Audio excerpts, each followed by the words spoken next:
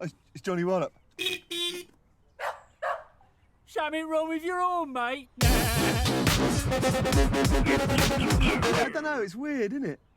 Sometimes you can fix it by holding it down. It dislodges the rust. You hold it down then.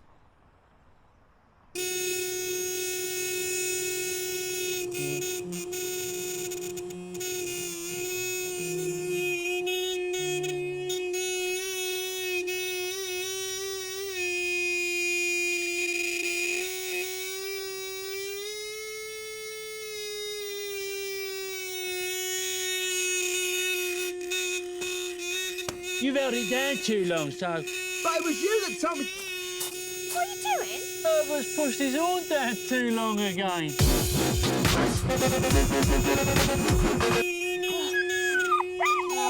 Poor doggy. What's his name? Rematch. I called him Rematch because the other one died. What was the other one called? Rematch.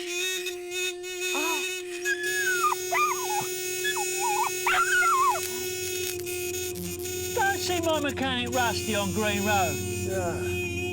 Rusty's mustard. Oh, that's fully charged. Nice. He's going to pull me all the way home now. Push!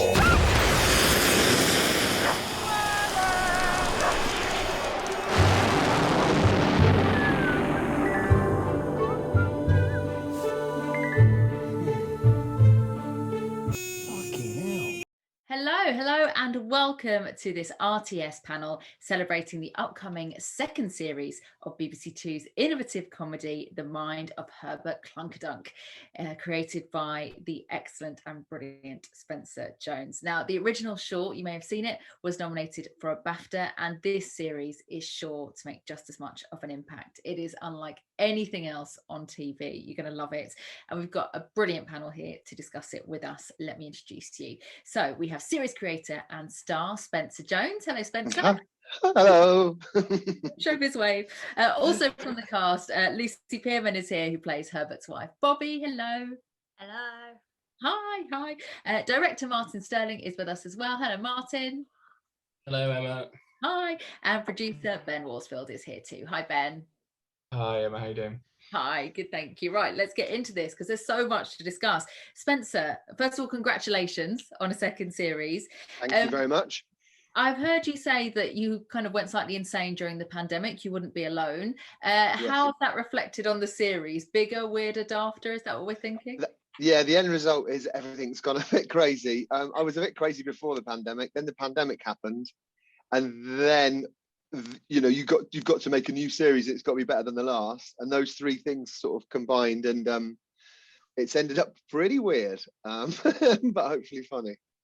What is it like coming to a second series? Is it pressure? Is it added confidence knowing that it worked first time round?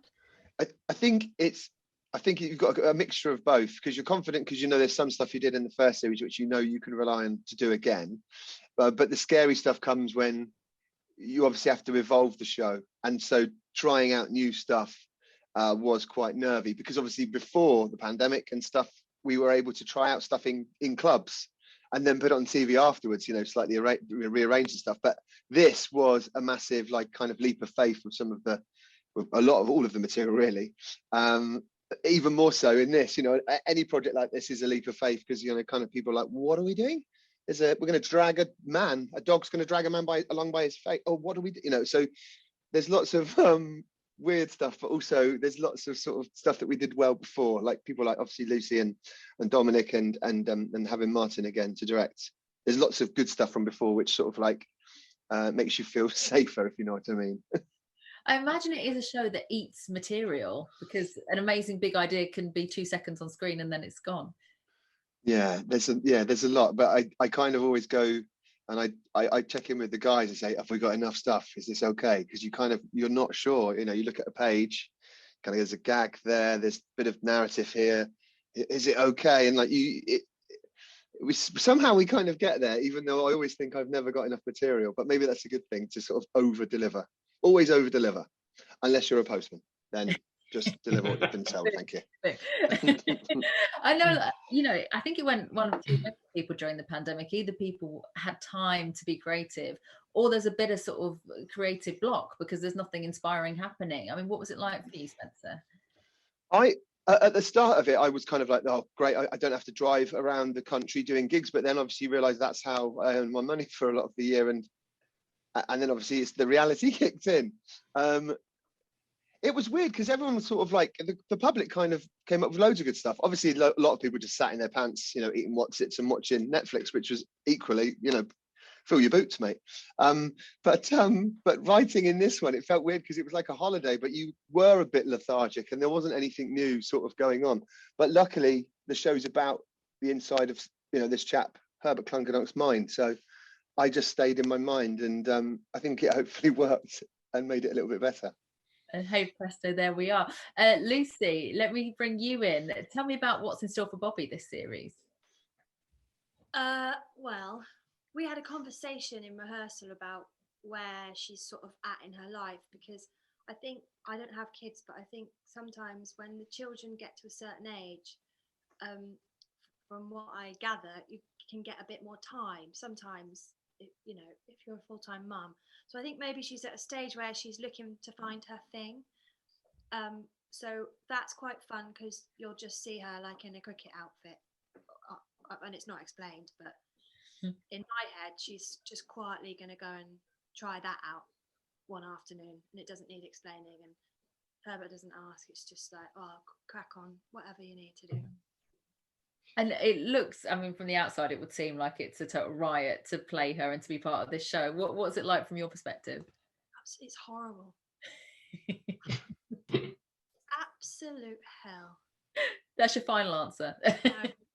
The truth is, it is tricky, because if one of us gets the giggles, we are in trouble, because someone's got to be told off, and the more scary it is, the more funny it is. So I tried really hard to avoid that at all costs this time. But the trouble is, he's quite funny, this guy. So that was the best acting I did, probably not laughing. And also, not only is he funny, but he's usually wearing something mad, or there's a million things to distract you. It must be genuinely quite hard to just do your job. Yeah, it's very hard. It's almost impossible. You sausage.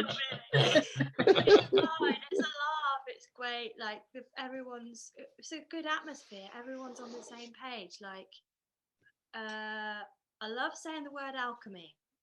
I think there is that though on this show, because everybody's bringing a bit of something to the potion. Do you know what I mean? And I personally felt like there's a collective feeling of when something's working, when it's not working, and it's like an unspoken thing that I felt anyway.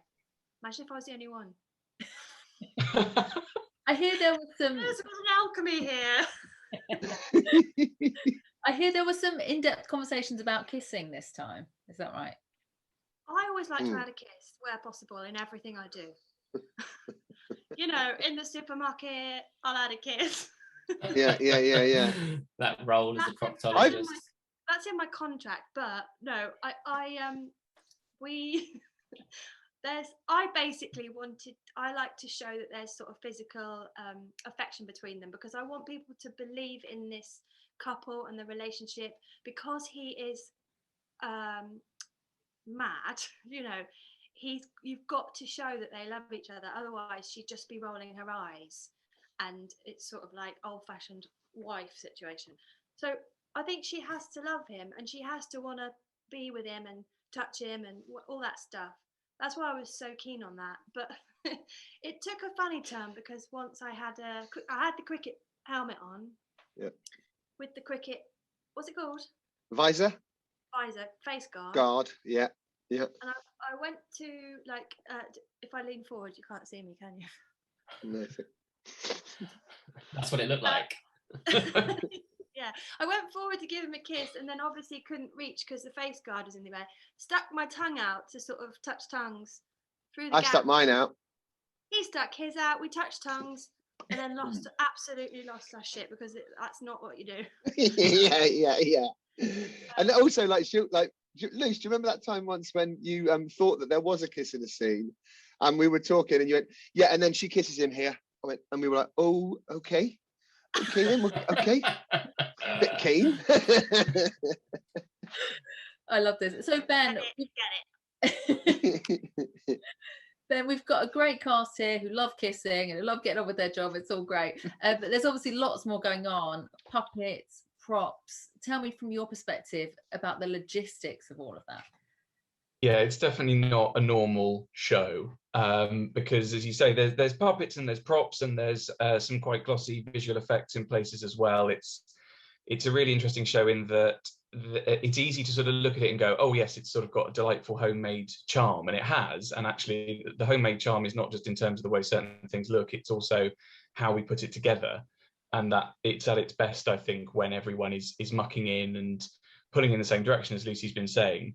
But then there's also other times when things need to look very slick and glossy and impressive in a different way.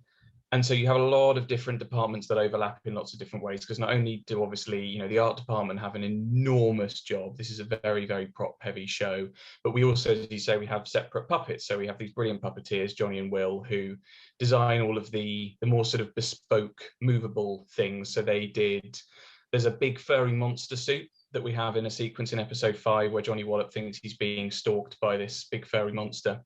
And Johnny and Will would normally come to set and puppeteer the stuff that they design.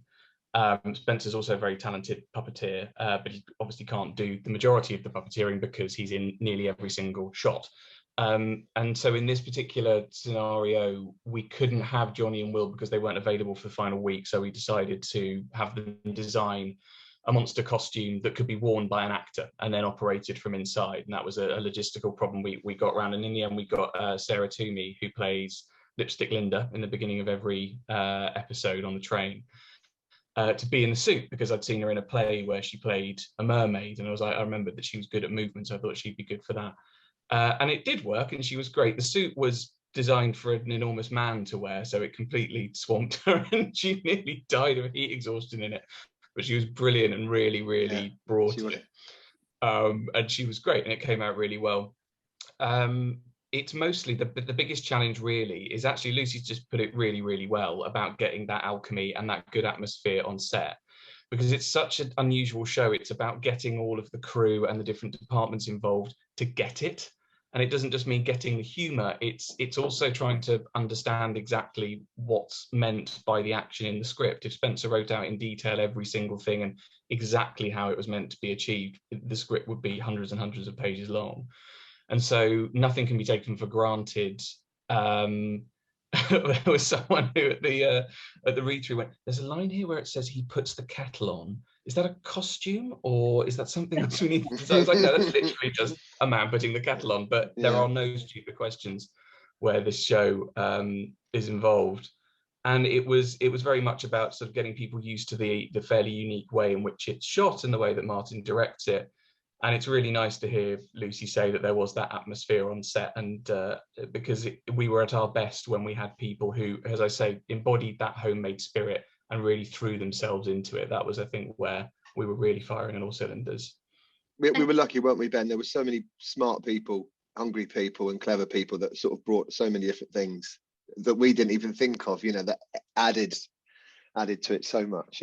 Well, that's something worth saying, I think, is that Spencer sometimes has a very clear idea of how he wants to achieve something. He'll have either tried it at home, or he'll have practiced the camera angle or the movement or whatever it is. And then in other cases, he sort of lends his brilliant imagination to all of us and goes, I want a scene where I do a massive fishing rod cast and it goes all the way around the world, hits me in the back of the head. How are we going to do that? And then we all have to find it together. And one of my favorite moments was, as I mentioned earlier, we have this character, Lipstick Linda, played by Sarah, who every episode, we're on the train, we go through a tunnel, something surprising happens with Lipstick. We had 5 instances of this. They were all working really well. One of them wasn't quite firing as well as the rest. We were all the way up to rehearsal trying to work out how to change it. And then Sarah suggested, what if I come out the tunnel and I've eaten it and it's all around my face like a kid who's eating a chocolate bar. So Spencer took that and wrote it up and turned it into something really brilliant. And then Anna Thompson, who was our makeup artist, who was a makeup designer, who was amazing. We texted her one evening just going, can you think of a way of doing this, coming up with a lipstick that can be eaten? And literally 5 minutes later, she sent us a video where she'd hunted through a house and found like a sweet that was edible and formed it into a lipstick. And she sent us this video of her eating it and going, also, don't worry, it's all vegan, so no worries there. It was just one of my favourite things. It was everyone pulled together. And it's one of the best scenes. It's the opening scene of the show. Incredible, amazing. I'm not sure I can go any further without talking about the eyes. Spencer, I don't know if you want to take this or Ben, but how many eyes do you have? Where do the eyes come from? Do they haunt you at night? The eyes started off as just straightforward table tennis balls. I used to do a raver character, and then me and David Simpson, works at Tiger Aspect, we were kind of developing ideas and stuff, and I made some better ones. And when kind of you started using those in the live shows, and then we were like, well, we've got to use them in this, and that's how the Johnny White character came about. And so on the numbers, Ben, what do you reckon? There's like, each character has, what do you think, 20 sets of eyes each? Probably a bit more. I actually went back over, I sort of found a photo of them all laid out in your hotel room. I think so for Herbert there's 50 Really? more. Yeah, in fact, yeah, you're right, there's the intense ones, and then there's the other ones, and they've all got this color-coded numbered system, and so we had to devise a plan and a sort of how we were going to get through these quickly and make them make sense. You know, it had to all be pre-planned. For every single line there's a different set of eyes. We spent several late nights in Spencer's hotel room with them all laid out on a table, and Spencer would sort of look down at them and we'd read through, because every single character has a different set of eyes for every single line, as you say. So Spencer would look at them all and go, right, here's this line, what eyes? It's a bit like, you know, a wizard choosing a wand in Harry Potter, which eyes? And then go, right, let's try these. And he'd pop them in, do the line in the mirror, turn around, do the line at me with the eyes in, and if it got a laugh from both of us, we go, right, that's done, and then we'd put the code into the script. And then on the day, for some reason, I became the eye wrangler. And because they all get laid out on a baking tray, they all have to be put in very, very quickly. So they have to be laid out in the right order, right by the actors, so we don't lose any time. So I was wandering around looking like the weirdest waiter ever with like a tray of eyes. Yeah, like a cinema usher. Not an usher, you know, when they used to go out with the ice creams. Eyeballs, get your eyeballs. It's not very kind to say this, but he did look so funny holding these eyes because he was so stressed. Like, your eyes, madam. Eye derms, anyone? Yeah. Oh yeah. Sorry, it Ben. went fast. They were very stressful. We had a good chat about that. Yeah. Martin, let me bring you in. Tell me about how a script looks when you receive it, because I can't quite imagine seeing an episode how that's written down and how you wrangle that. Yeah, the scripts, you know, they in a way, to begin with, they look like any ordinary script, and you're reading through them and it's an absolute joy. And then you get to breaking it down and you realize that this job it's a dream. And then it slowly contorts into a nightmare as you start to think, how the hell are we going to execute this? And, you know, because there's so many different ways you could execute an idea or a piece of description or something. So, and, you know, the show has everything. You know, we've got all different kinds of techniques involved. We've got stop motion, visual effects.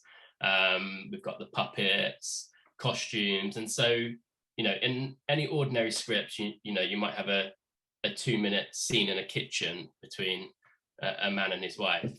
And in Clunkerdunk, when you look at that and you break it down, you start highlighting, okay, well, this is a prop and that's a puppet and that's a costume. And you realize that, you know, what is 2 pages of a script has things like visual effects and special effects and multiple costume changes, and then suddenly you're like, okay, this is going to be really difficult to get through, but then when you do it and you get into the edit, you go, oh god, it was worth it. You know, if people are laughing by the end of it, then it's definitely worth it.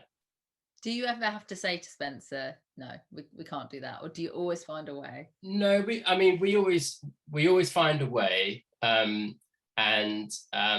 if they don't agree with it. Yeah. It's interesting, like we sort of Chris Ferguson, our DP, he did an absolutely brilliant job. He sort of shared this phrase with us, which we sort of adopted as a sort of unofficial motto, which kind of got us through. And it was, the obstacles are the path. And because you're constantly hit by all these things that are stopping you from achieving what you want to do.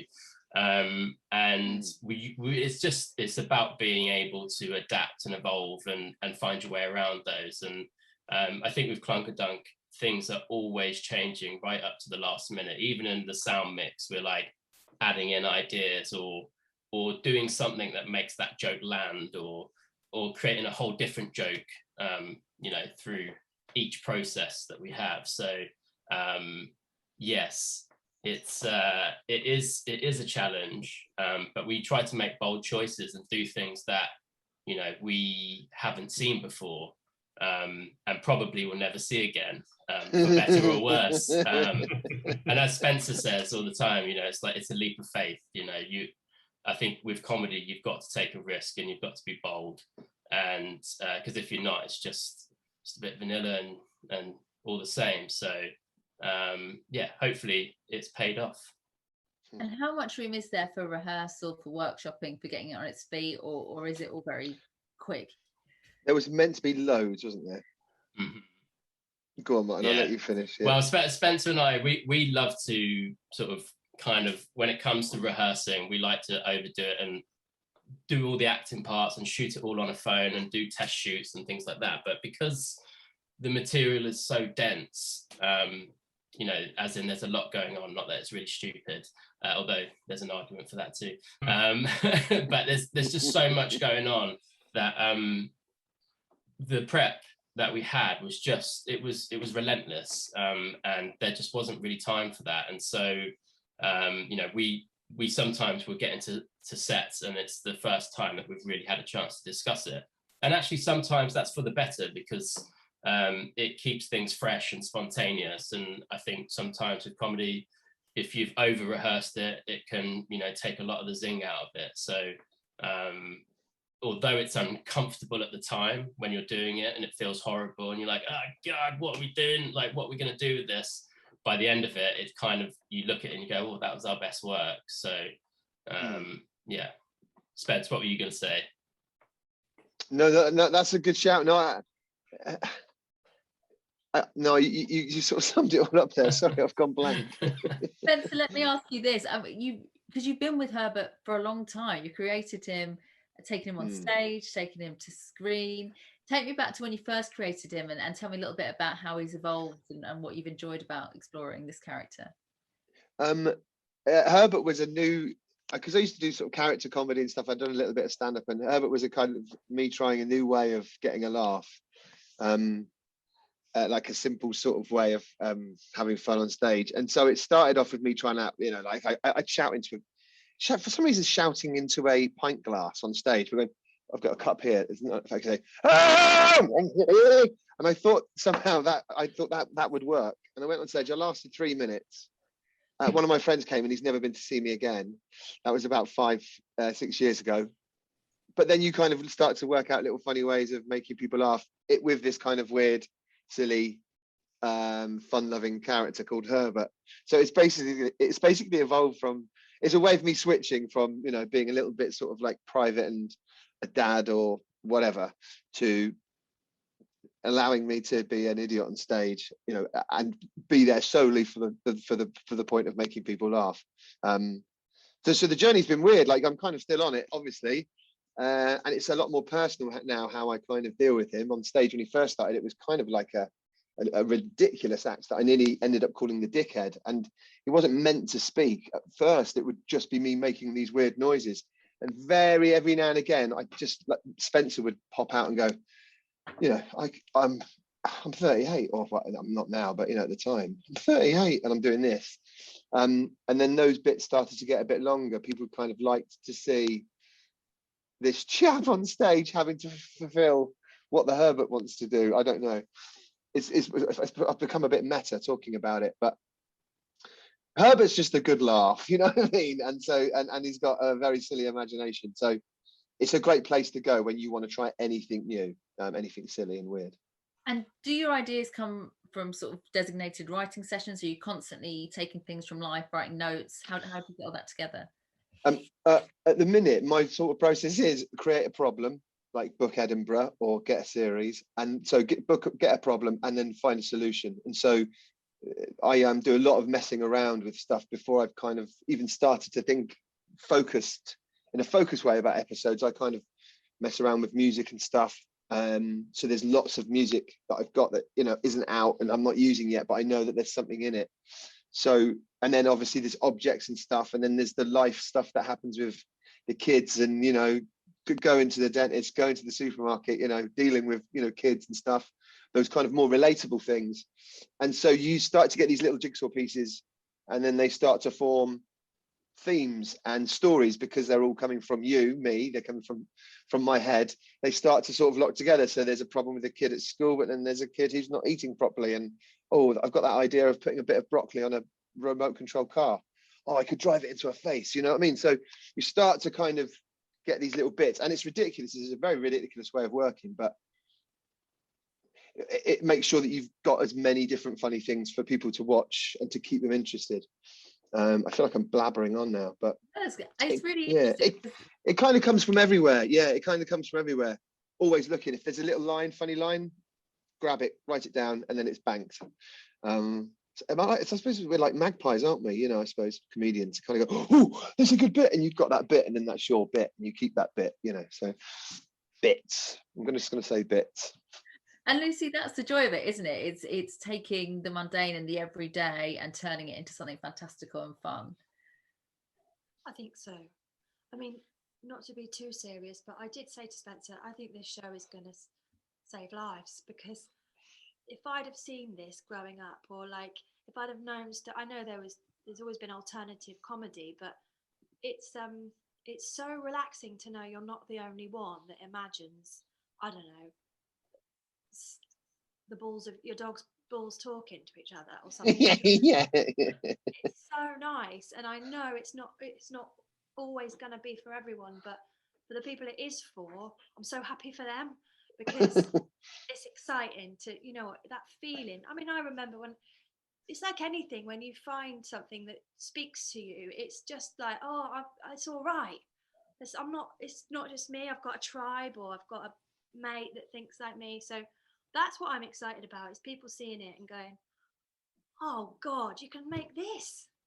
You don't have to, or you can watch this, or, you know, it's so cool when people say, I showed it to my dad and he loved it, and I wasn't expecting him to, or something like that. It's just, that's what I find so exciting. So obviously, like, there are bits in it that are relatable and of this world, because like I've said before with Spencer, like, if you do alternative comedy, you've got to hold the audience's hand a little bit, and you can't just turn up and just do your comedy at them. You have to say, it's all right, we're going to do this together, and, you know, it's behind the veil stuff, you know, like, it's still me, it's okay. And so you have to have that balance, I think. But that's, I suspect, you know, the domesticity of life can sometimes send you off on tangents of, like, imagine if that happened whilst I was having a bath, or I don't know.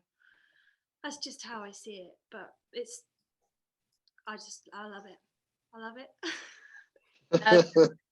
Martin, can I ask you about the music video elements? One of my favourite bits, and how much fun that is to bring that to the screen. Yeah, I mean, the music for this series, we wanted to really put more music and music videos in there, because they are a lot of fun, but they do create a lot more, you know, a challenge to the schedule, because obviously a music video, the amount of cuts per minute you have over, even if it's 30 seconds, it's quite a lot. So you've got to, you know, build that material, and you also want it to be great. You know, like, I think Spencer and we both love the sort of those like innovative music videos, you know, the Gondry, the Joneses, you know, those sorts of things that are, and we sort of want to build on those and do our own thing. And if we find a technique or a camera, like a 360 camera or something, like we want to do our own thing with it and find the way that it's, maybe there's a way that it's not meant to work. And actually we found something with a 360 camera where it was a glitch that ended up doing something a little bit insane. And we're like, oh, that's great, we'll use that, you know. So and I think, you know, there's quite a lot of music videos in this series, a lot more than the first. I think it's an average about 3 in each episode, and they're all wildly different. So it's great fun to sort of make those and shoot those, because they've all got a completely different thing going on. And I guess we sort of take a theme or a motif or a color or something, and we sort of run with that. And then just try and pepper in as many jokes and laughs as we can. So, yeah. Anything to add, guys? Yeah, it feels like we've sort of said this before, but it's a sketch show that's been disguised as a narrative. You know, it's there's ideas and sort of concepts there that you kind of go, wouldn't it be great if we, you know, stuck our heads but had fish bodies here, you know? Wouldn't it be good if we had this technique where everything's made of bubble wrap or whatever? There's things there that, yeah, that concepts that you can explore, and as long as you're keeping the narrative going and you're driving, you know, we've got 15 minutes, so you have to get through it. Yeah, the music video is definitely a bigger part of it this time, and also celebrating. I was thinking about this the other day. The eccentric. I was thinking about it. We've got a lot of eccentrics in there. And it's like one of our great exports, the British export, is the eccentrics. Probably one of our last things. You think about all of the great and good that have made us laugh or cry or whatever. And there's a lot of eccentrics in there. And I think that's another, you know, thing, you know, that the show's about this time. Ben, It's great. Ben, I'm guessing from your perspective, this production requires a lot more flexibility, shall we say, than other productions you work on. A lot of kind of last minute changes and thinking, just a whole different approach, perhaps. Yeah, and I think all productions evolve as you shoot them, and there's that, you know, cliche about it's written 3 times, when you write it, when you shoot it, when you edit it, but it's never finished, this thing. And I think that's one of the things, like, it's easy to look at it and just go like, oh yeah, they were all having fun, and isn't Spencer mad, and he's just, you know, plot these things down on a page. It's been meticulously thought out and written by Spencer. And actually, I think it is sort of a sketch show in disguise as a narrative, but actually you can't underestimate how tricky it is to weave a satisfying narrative into something like this. And I think it's one of the things that I really enjoyed about series 1, I was very impressed by, is that actually Spencer's, I think, better than he's letting on at weaving a proper narrative that is satisfying, whilst also giving you all the juicy, sketchy bits in the middle. So it has all of that, and it has all of that evolution, but also, despite it being sort of very tightly thought through, it remains malleable as you go through. And as Martin said, we add more and more jokes when we get into the mix, and we do stuff with ADR probably even more than some other comedies do. But I think one of the other things that's just really unusual about it is what I said earlier about this sort of homemade charm and the attitude of the key people who muck in. So we were talking about doing music videos and stuff. We did a whole extra evening shoot out of schedule with Dominic Coleman, who plays Johnny Wallop, just the 4 of us with GoPros down in Greenwich going into the underpass. That was all the 360 camera stuff, was just the 4 of us mucking around with Dominic with the eyes in, just walking past random members of the public. And it went on and on and on like that. It's sort of, you know, and during the edit, Martin was going home every night and staying up all night doing the stop motion thing. Yeah. It never stopped, the show, and everyone who really excelled on the production had that attitude. Everyone really went the extra mile and rolled their sleeves up and crossed over into different departments with each other, and we all supported us in that way.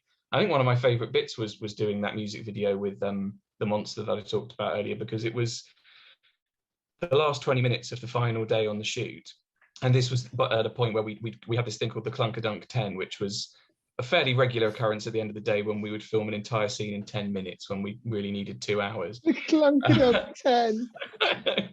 It was I sort of hated calling it that initially, and then I was like, no, we have to name it. We have to own this. We own it now.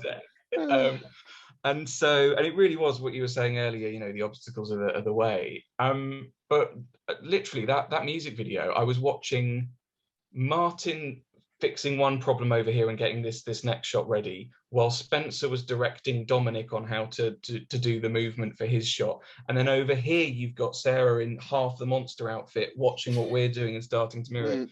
And we were literally laying track right in front of us as we were making that video.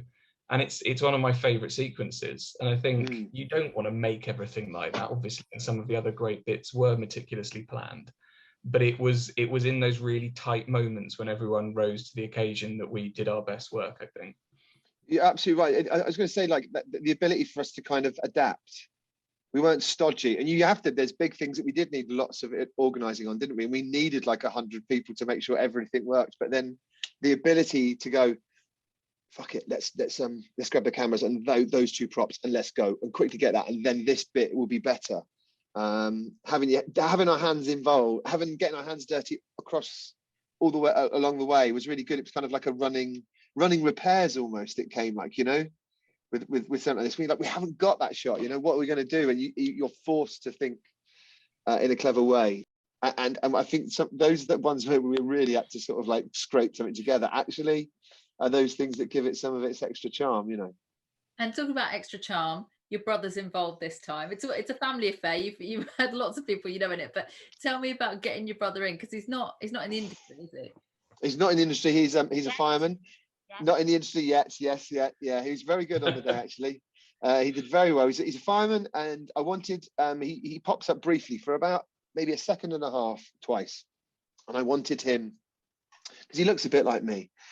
I wanted that second where you think, is that Spencer or is that what? And I want people to stop it and have a little look. So he plays my mum, and he plays himself. Well, he plays a version of himself, or Herbert's brother. It was good. He was good. He was, you know, very scared at being out of his comfort zone and all those kind of things. But afterwards, he absolutely loved it. And now when you ask him, do you want to do something else? He's like, oh yeah, I'll bet for that. Yeah, no problem.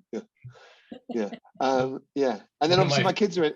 Go on. I was going to say, one of my favorite parts of the shoot was watching him.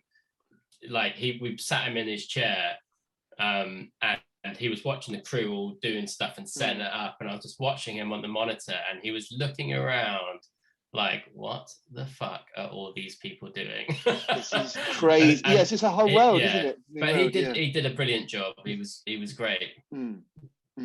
Lisa, you're practically part of the family by now. You go back a long way with Spencer, don't you? Series 3, I'll add a kiss with Spencer's brother, I think. Me too. You've worked. It's getting so dark. I should turn the light on. So good. Whoa. There we go. Hey. Wow, you've worked together for such a long time. Does that help you? Do you have a sort of shorthand on set, the two of you? Yeah, we don't speak. When the camera's not off, I don't have anything to do with him. I'm the other side of the room. It's only when the cameras are on. No. I remember when Spencer was talking about the Herbert and how it came across. I remember the first time I saw him on stage and in life.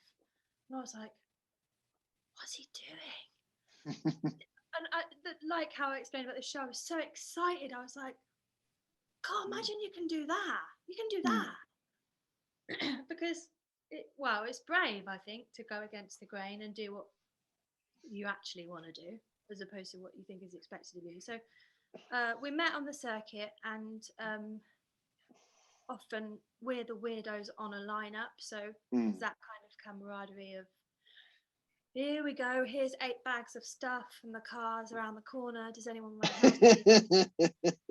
Yeah. Has more sound equipment than I do in my live shows, but it's nice working with someone you know, because you've got shorthand of like, is this okay? No, okay, fine. Do you like that? No, hate that. Or you can quickly turn to each other, can't we? And go, what do you think? What do you think? Quickly, you know. And you can be honest, really honest, I think, and also you can tell if the other one's going downwards, or like having a bad day. We need to turn this up, you know. Yeah. Because it's stressful. It's a hard thing to do. Like, and what I mean, without blowing his trumpet too much. Is that the phrase, blowing his trumpet, or blowing? There's two. There's the smoke up the bum one, which I've never got my head around, and then there's without blowing my trumpet up his bum. He does make sure everyone's all right because of this hectic style of the show. It is, I mean, it's a lot to sort of adjust to. So, but he makes a point of checking that everyone's okay, and it's like they understand, and it's not, you know, I don't really know how to explain it, but he's always looking out to make sure everyone's all right, and it's a very nice atmosphere for that reason. Oh, that's nice. Yeah, that we're all in it together. I can't bear him. It's just a shame he's a prick. No.